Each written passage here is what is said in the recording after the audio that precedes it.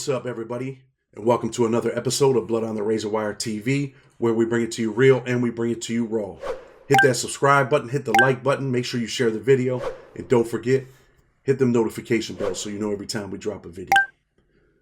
Today, we're going to talk a little bit about my life, right?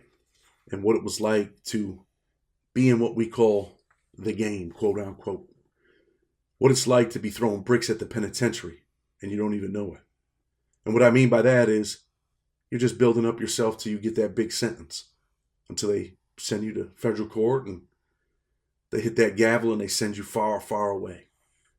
And if you haven't grabbed the book already, make sure you grab it, Blood on the Razor Wire. We're going to be reading from the book today.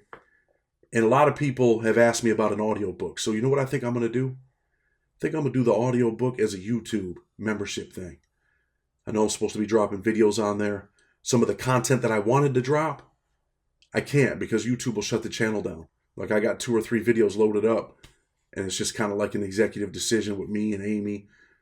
A couple other people were like, nah, we can't put those out. There's content that I want to give you, but I can't because of that.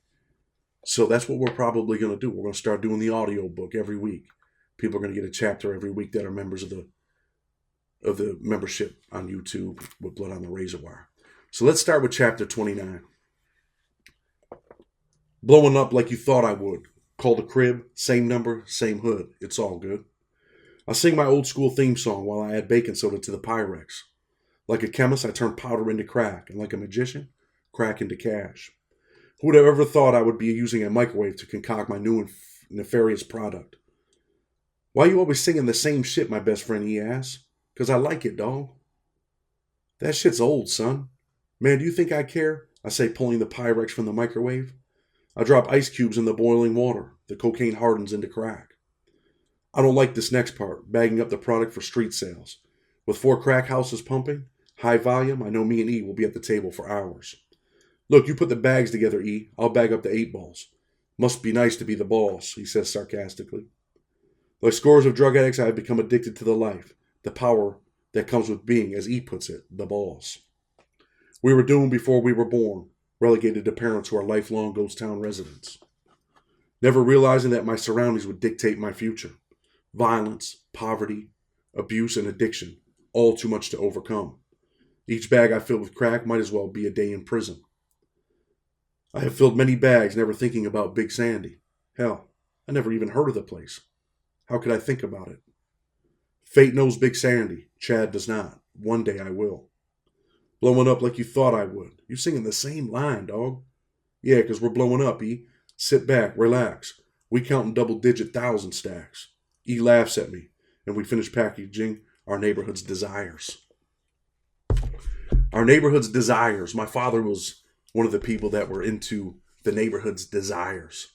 Like I've said on other videos, my father was like, I guess you could say like a famous crackhead from my neighborhood. Sometimes I'm ashamed to say that, but it is what it is, and the channel's real and raw, right? You know, when you're caught up in the game, you never think about the consequences. You don't think about the consequences for yourself. You don't think about the consequences for your family. You don't think about the things that you're doing to your community or the people that you're tearing down. You don't think about the kids that won't have a Christmas this year because you're contributing to their parents' addiction. You know, I've seen people bring Christmas presents, actual Christmas presents wrapped up to a drug house. Yo, you guys want to buy this stuff? And they start unwrapping the presents. I thought it was just mind-boggling. I've seen crazy things, man. The game is not the game. The game is a game where everybody loses.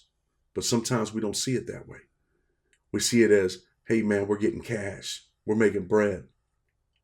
This is what we're doing, man. We're going to be driving nice whips. We're going to have all the chicks. We're going to do this. We're going to do that. But in the end, like I said, I never knew I was throwing bricks at the penitentiary. I never knew that I was paving my way to a 40-year sentence. Think about that. What are you doing right now if you're in the streets? You got a couple houses, you're bubbling. You know, right now there's a big thing with fentanyl where I'm from, right? These dudes are bubbling, they're selling heroin, selling fentanyl.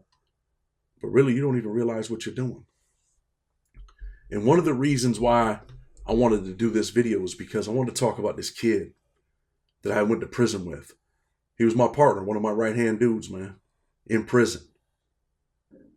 He caught a little federal bid, not a little one. He did 11 years. He was selling drugs, had a gun, got an 11-year sentence. We were in USP Lee together. He got out. I was sad when this kid left too, man. He was my partner, man. He was my homeboy. He was going back to my city. I'm like, damn, Chiz, you're going home, bro. And that was it. He was home. I don't know how long he was home. Not long before he had caught a state case for selling heroin. Ended up going to state prison. Did 5 or 6 years over there. Came home. And about 2 weeks ago, I seen him. I was at a store and he had came in. He's like, hey, what's up, man? I'm like, oh, shit, what's going on, man? I ain't seen you in a while. Then he starts telling me the story how he was in a police chase. And, he had a gun on him and drugs and he had to throw him out the window. And I told him, and this is a true story. I told him, yo, man, you got to get your life together, homie. Like, man, you're crazy, bro. You're bugging out. How old are you? 42, 43 years old? And you're still in the game? In a game that you've already lost at numerous times? But he didn't want to listen to me. And literally 4 or 5 days later, I see on the news that he was in another police chase. And what do you think he had on him at this time? Drugs and a gun. And for those of you that don't know, if you had a gun before in the feds, even though the First Step Act changed that second 25 years, you can't get the second 25 years in the same indictment. But if you go to prison with a gun, a 924C, possession of a firearm or furtherance of a drug trafficking crime, and you get 5 years and you get out and you catch another 924C, that second 25 years now applies. This man's 42, 43 years old. And he just threw his life away once again. Because this time he's facing big time. He's going to federal court. I'm sure he's probably already been there to be arraigned. They don't play games. But that's what the game gets you. That's what the streets get you. Like I said plenty of times, the streets don't love you, man. And the streets didn't love me. I know what it's like to grow up hard. I know what it's like to have to go out there and feel like you got to go out there and get money the wrong way. Like I said, my father was a famous crackhead. My mother was a poor single mother on welfare. Wasn't easy. She worked a job for a while. She worked a job at the same time she might have been getting welfare. That's how messed up we were. That's how broke we were. So I got in the game. I got in the streets. I started selling fake cocaine. Fake cocaine turned into real cocaine. That real cocaine turned into a prison sentence for me at the age of 16. Spent 2 years in prison, came home, and it wasn't powder cocaine no more. Now the crack epidemic had hit my city. And once that hit my city, I got involved in that. Got involved in that game. I didn't learn my lesson on that 2 to 6. I wanted to come home and get money again. I remember getting a job and I was like, man, this shit's bullshit. I'm working a job for $300 a week, but never looking at the future. Never thinking, damn, man, I could be working 2 jobs, putting some money away. Never thought about that. Instead, I said, you know what? I'm done with this job. And 14 months later, after I quit the job, guess where I was at? I was in the same place that my homeboy's at now, back at the federal courthouse. It was my first time at the federal courthouse, but I was over there, looking at a mandatory minimum of 40 years and a maximum of life. Think about that for a minute. What's your life really worth? What's your life like? What is the streets like? You're out there getting money. Guess what? At any moment, somebody could want to rob you. Remember I talked about that robbery?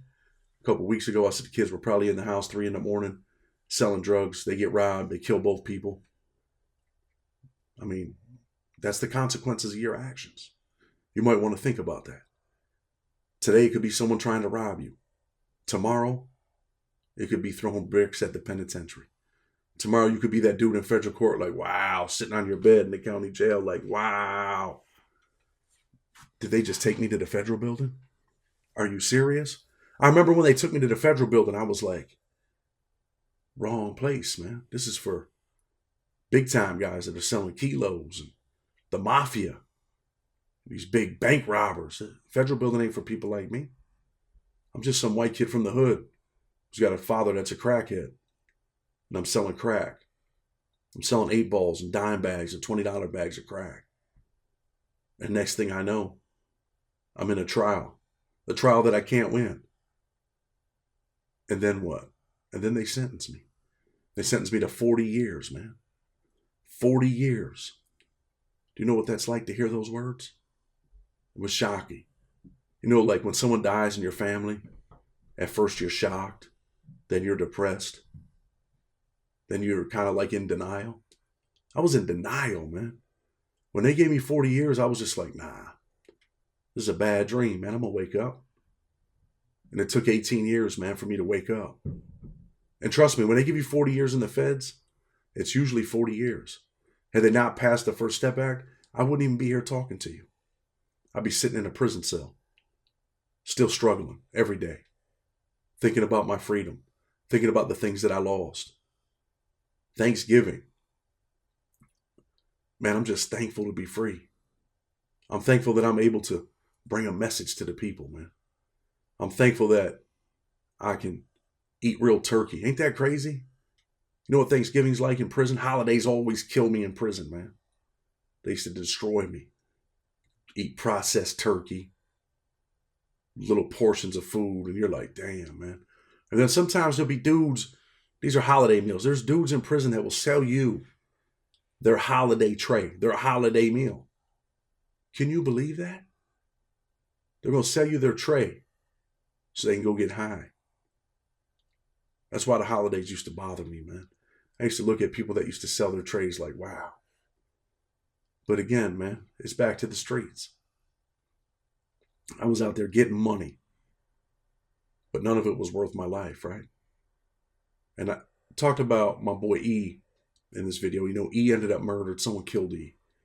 But I remember sitting in a parking lot or in a driveway. We had nowhere to go, nowhere to live. We're selling drugs out of my car. I had a car, but no house. I had a car, but no bed to sleep in. And I'm like, man, I ain't living like this, man. I'm about to turn this into something. And that's when my mind took off. There was no going back. There was no giving up. Usually when I apply my mind to something, I make it happen. And that's what I did. I made it happen. Started getting money, started a construction company. Got me a place to live. Got a bed. Got a TV. And I thought I was that dude. Got a little bit arrogant. But my run wasn't long. My run was not long. Got a bunch of money, had a pizza shop, had all that stuff. And you know what? I give every dollar back. For real. As crazy as this sounds, I'd rather be broke and free than rich in prison. Think about that. Ain't nothing worth your freedom. I know it's not easy to see. But when you lose it, it all makes sense.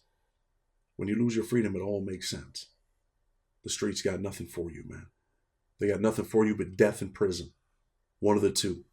Very few people retire from being drug dealers. You might see some dudes that got money and turn that money into other things, legal businesses. But man, you can do it. You're worth so much more.